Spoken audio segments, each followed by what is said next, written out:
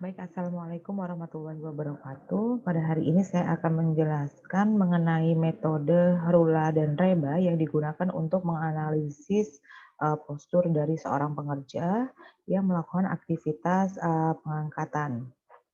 Jadi untuk metode Rula dan Reba ini nantinya kita analisis menggunakan tabel, ada Rula worksheet dan Reba worksheet.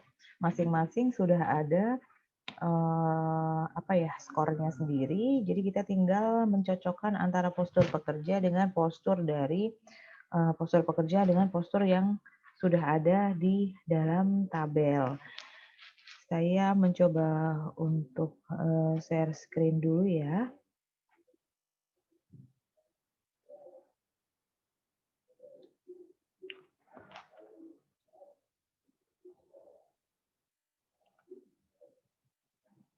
Baik, di sini. Oke. Di sini sudah ada contoh untuk pengisiannya. Saya delete dulu semuanya ya. Baik, ini untuk metode Rula. Jadi teknisnya nanti Anda diminta untuk melihat posisi dari si pekerja melalui video rekaman aktivitas mereka, kemudian kita evaluasi untuk setiap gerakan. Untuk metode Rula yang dianalisis hanya bagian tubuh atas saja. Bagian kaki tidak ikut dianalisis. Perbedaannya dengan Reba, Rapid Entire Body Assessment, di situ Reba diminta untuk mengidentifikasi berapa sih skor dari posisi kaki yang dibentuk oleh si pekerja tersebut. Nah, di sini kita mencoba menganalisis untuk Rula ada bagian tangan, kemudian telapak tangan. Bagian tangan itu nanti kita akan menganalisis lengan bawah dan lengan atas, kemudian telapak tangan. Kemudian nanti ada bagian punggung, bagian leher, dan untuk step nomor 11 ada bagian kaki. Di bagian kaki ini dia hanya menanyakan apakah ada alat bantu untuk mensupport pekerja. Misalnya apabila pekerja tersebut akan meletakkan sesuatu di atas rak, apakah ada tangga atau adakah alat bantu lain. Nah, ternyata di situ akan mempengaruhi skor dari leg itu sendiri.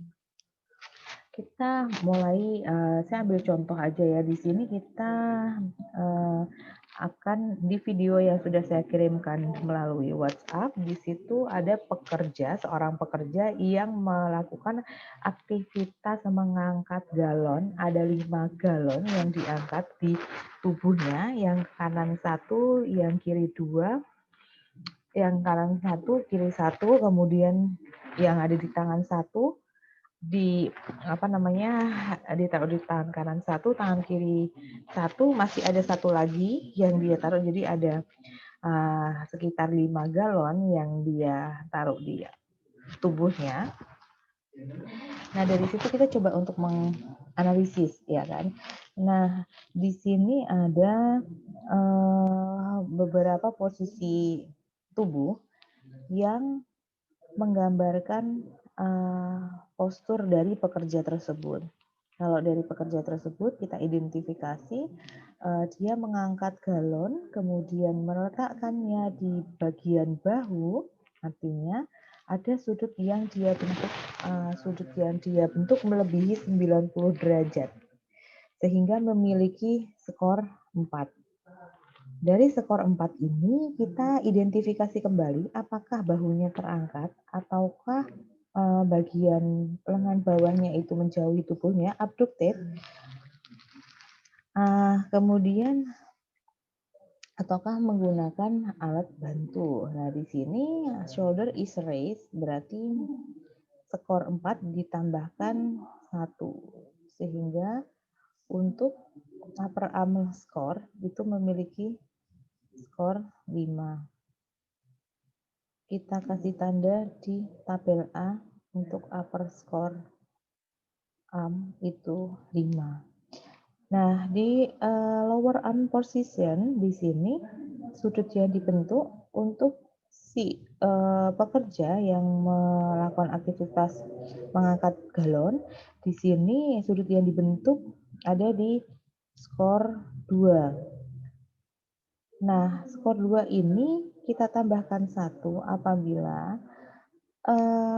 bagian lengan bawah itu melakukan gerakan ke samping kanan atau ke samping kiri atau sebagainya. Nah, saat dia mengambil dari truk ya, dia melakukan tangannya ke samping atau melakukan aktivitas di area. Jadi nggak hanya lurus gini aja kan, karena dia harus mengambil berarti kan dia ada posisi yang melebihi areanya dia gitu. Sehingga ditambahkan 1. 2 tambah 1 berarti di sini adalah 3. Kita berikan tanda di sini 3 untuk memudahkan saat mencari skor pada tabel A. Kemudian lokasi di bagian posisi pada telapak tangan. Posisi telapak tangan kita identifikasi ternyata tadi membentuk sudut antara 10 derajat ya, ke atas sama ke bawah, sehingga memiliki skor 3. Apabila ada pergerakan ke samping kanan kiri dari tangan tersebut tambahkan 1. Namun saya lihat tidak ada sehingga kita tuliskan di sini 3. Apabila di sini bagian telapak tangannya berputar, kita tambahkan 1, ya kan? Tadi ada bagian telapak tangannya yang berputar, kita berikan skor 1. Kemudian kita diminta di step 5, kita diminta untuk melihat skor pada tabel A. Bagian telapak tangan itu tadi skornya 3, belum ditandain. Kemudian apakah di bagian telapak tangannya ada putaran? Apakah putarannya dalam batas range-nya? Kalau misalnya melebihi batas range 2, ya kan? Ini masih dalam batas range. Kita kasih skor 1, kemudian kita carinya. Untuk skornya berarti ini 5, kita fokus di baris 5 ini. Kemudian ini kita fokus di baris 3, kemudian spesifiknya lagi kita pertemukan baris dan kolom. Ya kan? Nah, di sini ternyata untuk skornya adalah 7. Ya kan? Ketemu skor 7. Kita tulis di sini postur skor A adalah 7. Sorry ya, ini 7. Postur skor A-nya adalah 7. Nah, kemudian di sini add muscle use score-nya, kalau misalnya statis dalam lebih dari 10 menit atau repeated, berarti silakan menambahkan 1. Aktivitas tersebut adalah aktivitas yang berulang dengan gerakan yang sama seperti itu, sehingga kita tambahkan skor 1. Untuk load-nya 1 galon itu sekitar berapa kilo? Sekitar 10 kilo lebih ya, sedangkan 1 lbs itu 0,45 kilo. 0,45 kilo, setengah kilonan. Jadi ini rata-rata kelima galon itu kurang lebih 22 lbs, ya kan? Repeated or shock. Ya, dia taruh di bahunya juga dia dengan ada sedikit shock gitu kan, kejutan gitu, shock gitu kan. Nah, sehingga skornya di sini adalah 3. Kemudian kita tambahkan antara postur skor A, muscle use skornya, kemudian force load skornya. 7 tambah 1 tambah 3 di sini ada 11. Di sini kita isikan 11.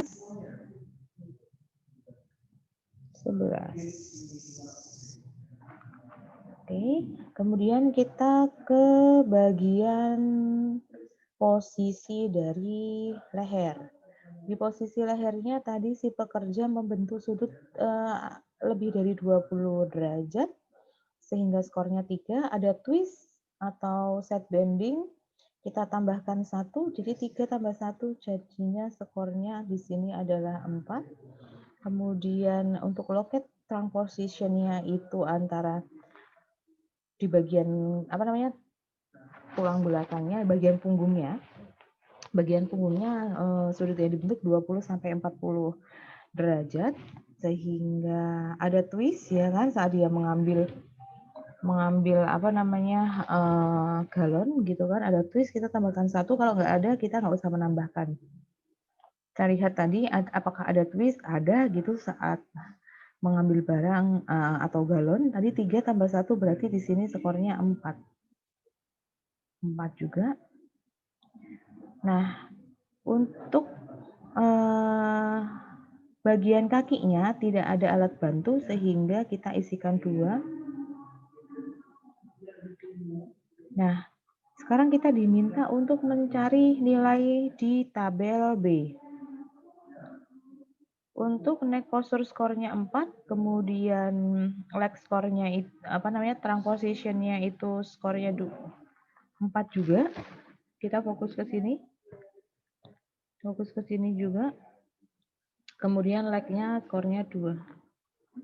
Sehingga ketemu nilainya itu 7.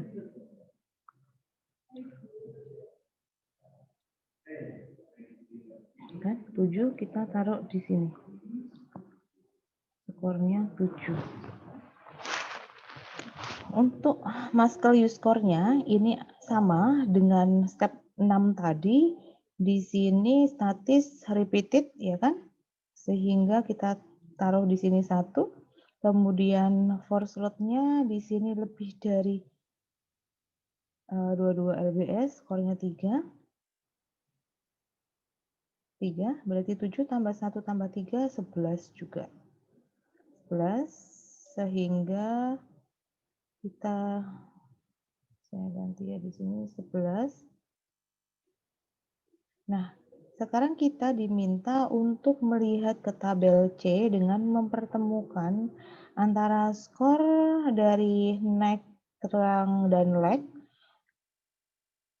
dengan wrist and arm score.